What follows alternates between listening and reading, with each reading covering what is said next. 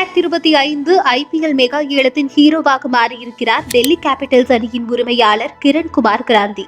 அவர் KL ராகுலை குறைந்த விலைக்கு வாங்க வேண்டும் என முடிவு செய்து அதற்கு ஏற்ப ஒரு திட்டத்தை செயல்படுத்தி அனைவரையும் வாயை பிளக்க வைத்தார். 2025 IPL மெகா ஏலத்தின் முதல் 2 சுற்றுகளில் நட்சத்திர வீரர்களின் பெயர்கள் இடம்பெற்றிருந்தன.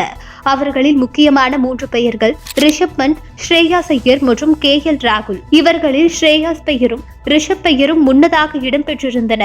KL ராகுல் பெயர் அவர்களுக்கு அடுத்ததாக இருந்தது. இந்த நிலையில் ஸ்ரேயாஸ் ஐயர் மற்றும் ரிஷப் பந்த் பெயர்கள் ஏலத்தில் அறிவிக்கப்பட்ட போது டெல்லி கேபிட்டல்ஸ் அணி அவர்களை வாங்க ஏலம் கேட்டது.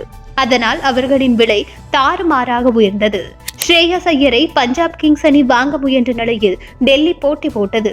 அதனால் 26 கோடியே 75 லட்சம் ரூபாய்க்கு தான் பஞ்சாப் கிங்ஸ் அணி அவரை வாங்கியது. அதேபோல் ரிஷப் பந்த் 27 கோடி ரூபாய்க்கு லக்னோ சூப்பர் ஜெயின்ஸ் அணியால் ஏலத்தில் வாங்கப்பட்டார். இதன் பின்னணியிலும் கிரண்குமார் கிராந்தி இருந்தார்.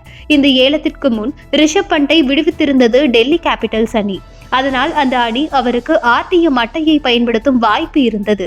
அவருக்கான ஏலம் 20 கோடியே 75 லட்சத்துடன் நிறைவு பெற்ற போது RTM அட்டையை பயன்படுத்தியது டெல்லி கேபிட்டல்ஸ்.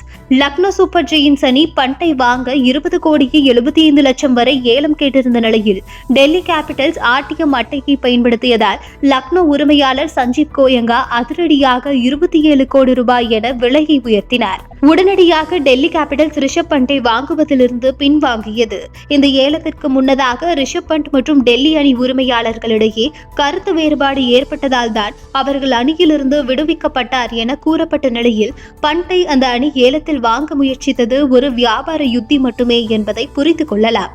ஏலம் துவங்கிய போது அதிக தொகையை கையிருப்பில் வைத்திருந்த லக்னோ சூப்பர் ஜெயின்ஸ் மற்றும் பஞ்சாப் கிங்ஸ் அணி ரிஷப் பந்த் மற்றும் ஸ்ரேயாஸ் ஐயருக்கு அதிக தொகையை செலவிட்டிருந்ததால் KL ராகுல் பெயர் அறிவிக்கப்பட்ட போது அந்த அணிகள் அவரை வாங்க முயற்சி செய்யவில்லை.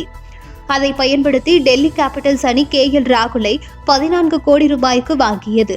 இதையடுத்து கிரண்குமார் கிராந்தியை பலரும் அவரது வியாபார யுத்திக்காக பாராட்டி வருகின்றனர்.